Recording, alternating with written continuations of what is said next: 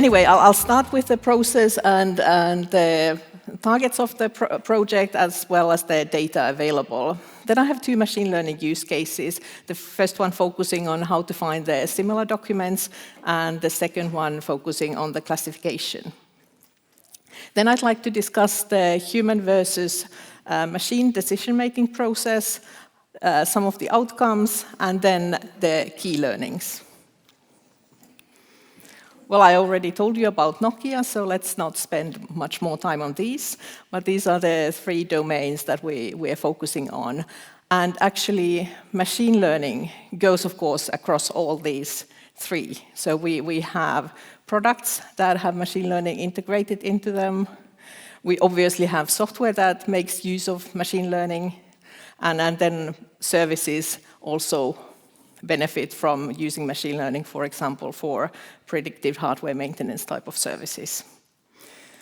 However, the project I'm working on was an internal process. So we actually took a part of our product process and looked at it to see what we can automate and how we can make it faster and more efficient. And Nokia, like any big corporate, is actually in a lot of documentation business. When we develop our products and services, it actually means that we're producing a lot of documentation that should be somehow used also in the future. There's a lot of different organizations producing it, and it's sometimes hard to find the relevant information and make use of it. And this is depending currently very much also on the individual's experience and connections. So we wanted to improve the situation. Some of the challenges we had, our documentation is not generic English. It's actually telecom specific, and there's a lot of telecom words and abbreviations, of which some are Nokia specific. So it was impossible to use any of the already trained available models. The second problem was that it was free-form text. Some people wrote a few paragraphs, whereas some topics and people went for maybe above 10 pages. So it was difficult to find any commonalities in the text. And of course, also, there were no labels, so we had to use data that was not labeled. So there's actually a high demand, not just in Nokia, but any big corporate, for NLP solutions. In this case, the process is shown here. We start from getting a new document, which is stored in a database. Then the human user, in our case, this was a fairly concise group of between 10 and 20 people. The human user needs to decide which one of the existing documentation packages that actually contain similar topics related to the same domain it belongs to, or the other choice is to create a new one if it doesn't belong, and then select a class that is suitable for it. In this example, we had 243 packages available and some 5,400 documents. The classification problem was much more simple. We only had 4 classes to deal with. With the automation, we wanted obviously to save time and save effort that the people need to put into this process. But we also wanted to make sure that we are not relying on the individual's experience and skills so much. So we wanted even the newcomers to be able to do the same high-quality job that the ones that have been in the job for a lot longer. So we wanted to equalize the quality level. And then, of course, this started as a big one. Okay, we'll automate everything and we'll generate documents automatically by using almost general AI type of capabilities. And then we had to take the business stakeholder expectations down and say that, okay, let's start with a minimum viable scope and still try to produce something meaningful.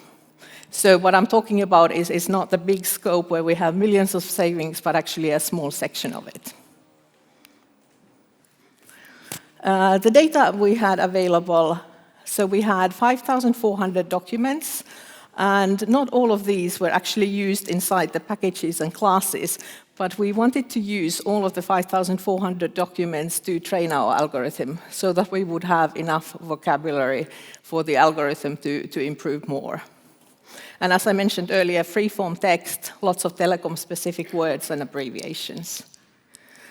Then for the packages, so we had a group of documents inside a package if they are related to the same kind of topic or domain, so they're similar. And we had 243 different packages. Each one of the documents belonged either to one or several.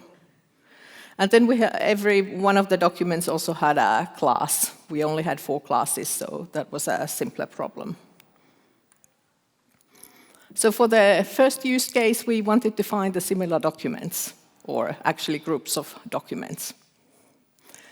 And this is the distribution across the different packages. So some of them actually had quite a few different documents inside, whereas most of them only had a couple. So we didn't really have enough data per package to do anything as such.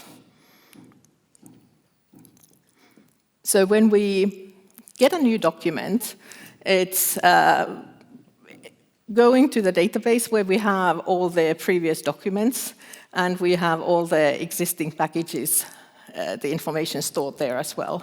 And our target is that we have a user interface where the user who works with this workflow is going to see the recommendation from the machine learning to help him decide which package this belongs to. So we want to present the top 5 packages to the user and show how likely it is that it belongs to this package.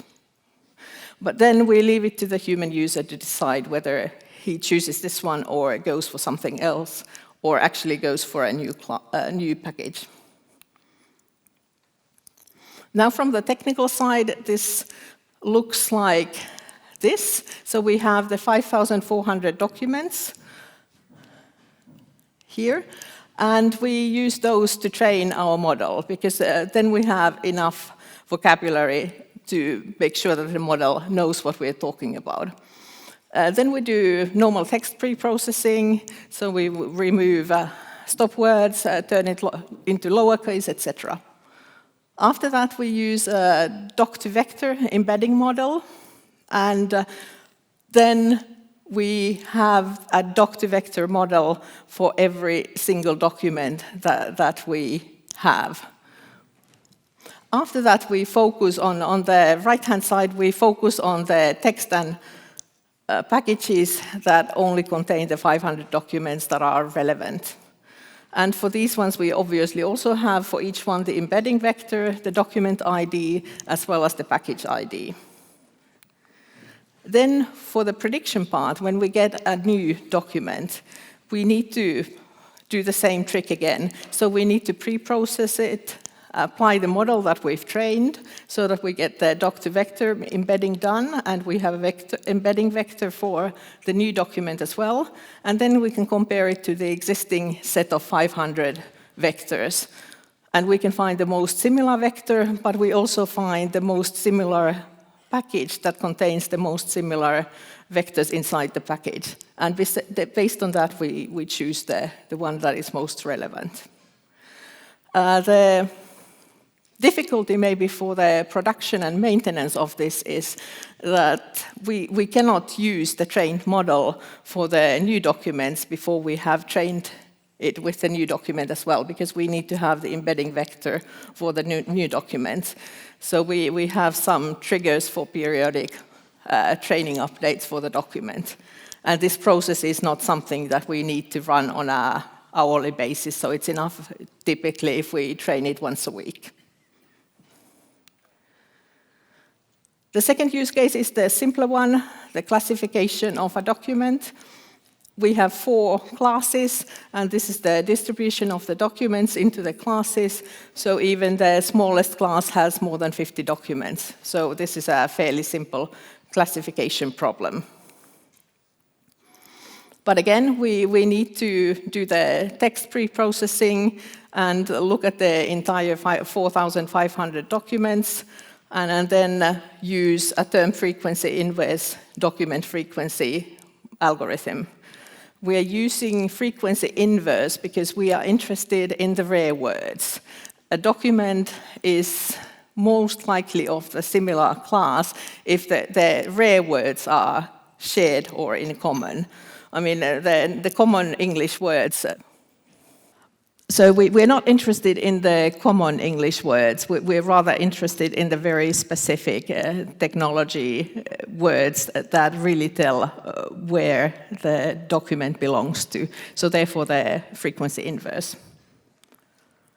And then similarly as previously, whenever we get a new document, we need to run it through the system so that we get the vector for it, and we can compare it to the existing base and then classify it to the most relevant class. Then a few words about the decision-making process. These are the predicted classes. So on the x-axis, you see the predicted classes, and on the y-axis, you see the actual class, the true class it should be. And as you can see, for class A and D, the results are pretty good, close to 0.9. And then also for class C, 0.8 is more than enough for our case. I mean, this is not a life or death situation, so we can easily live with that. Class B is slightly worse. And what we actually want to do, obviously, in the automation, we would like the machine to decide as much as possible autonomously so that the human user would not be needed in the middle. And these are the results. We actually have, if we look at the confidence threshold here of 0.65, you can see that 72.8% of the documents can be automatically classified, and the prediction accuracy for these is 91.2%. So that's a pretty good threshold for the confidence in our case. If we were to take 0.8 as the confidence threshold, we can see that, yes, the prediction accuracy would be higher, almost close to 100%, but then we could only predict about half of the documents. So that wouldn't be a good choice for our confidence threshold. So there's a trade-off between the accuracy and how many documents you can actually classify.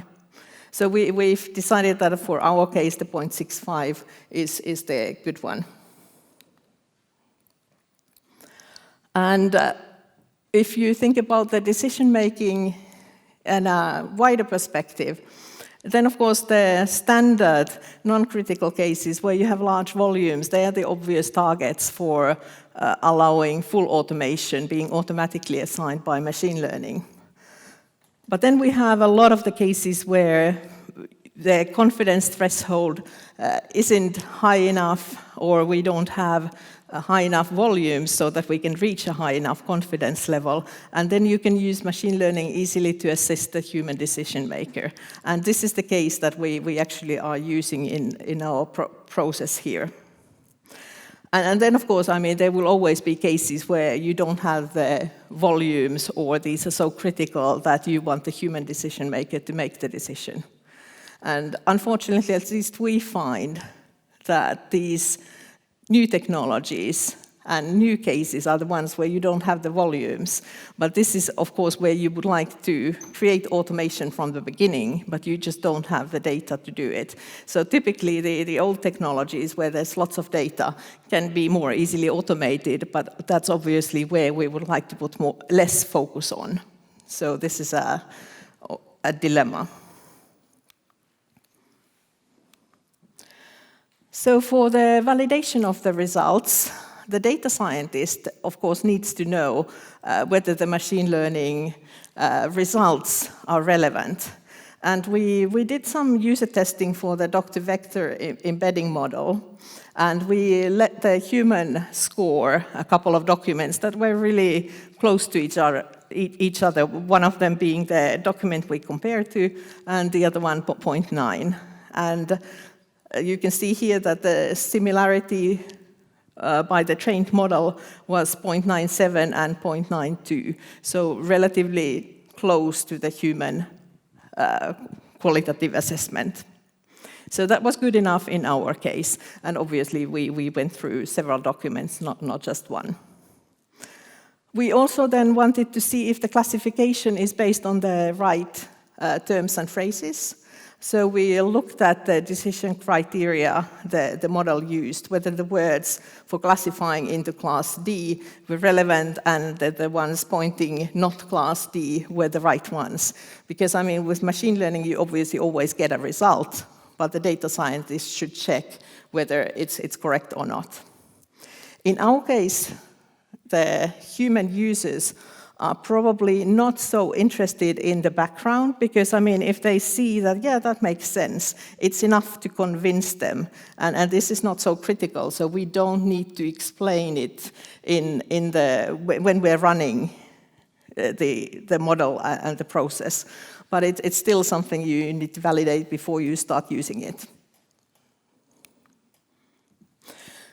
Then obviously, I mean, you do something because you have a business pain point. You don't do something just for the technology. So the business case validation is, of course, an essential part of the whole process. So in our case, we wanted to reduce the time, and that means measuring the tasks with and without machine learning. And I don't know of any better technology than using the stopwatch to do that.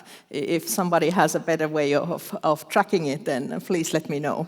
But that's what we did to get an estimate whether we are actually saving time or not. The other one was even more qualitative criteria. We wanted to know whether somebody who's not able to do the process without the help of machine learning, whether they can actually do it with the help of machine learning. And it turned out that in this user testing phase, we got some good ideas how to further improve it. But the result was that you can't hire just anybody from the street to do it, even with machine learning. But relatively less knowledge is required to do the job properly with the help of machine learning. And at this point, you probably know if you're in software that user testing is so essential. The earlier you can do it, the better you can still build in the experiences and feedback from the user tests. Now we have a solution in production, and we have 2 machine learning solutions working. So the one for the packages and the other one for the classification. And both of them actually run in the assisted decision-making mode because the confidence threshold I was showing was for the classification, and it's the smaller part of the process. So we decided that it's not worth fully automating just this tiny step. Maybe in the long run, when we have enough data for doing the packaging automatically, we can then decide to go for automation of the classification. But for now, we didn't have enough data for the packaging to be fully automized. Some of the key takeaways. So how did it go, plan versus reality? Well, we badly underestimated the software development effort. We developed a user interface, and the starting point was actually that every user had their own Excels that they consolidated into an intranet page, occasionally to have a snapshot of the current status. But we took that to the database, so we have a common repository now for this information, and a graphical user interface to do it, and then the machine learning is built into this. But we thought that we started in January, and we thought that we'd be ready by April. Well, we finished in September, and the duplication of the time was largely due to bringing the machine learning proof of concept from the data scientist laptop to our production environment. So that took a lot longer than we thought. And like I said, we were not able to go for full automation, so this is running in a machine learning assisted decision-making mode. Something to take away from here, in this case, we need to retrain the model before any new document can be processed, so that is an essential part of the production and maintenance of the software we have. And therefore, it's also important to keep that in mind when you start planning for it. I mean, if you don't have it in the production and maintenance is not planned for, then you have your solution up and running for a few months, then something changes and out goes your benefits. The other one is that when you start, you should start by thinking about how you can build it into a workflow. It has to be part of a workflow that people actually use, because there's no gain unless people are using it. So therefore, the integration into an existing or new workflow is essential. But for you, maybe the main takeaway is that you can easily use the same concept in any industry. This is in no way specific to technology or our business. So do start thinking about it. You probably have plenty of use cases for this type of solution. Thank you.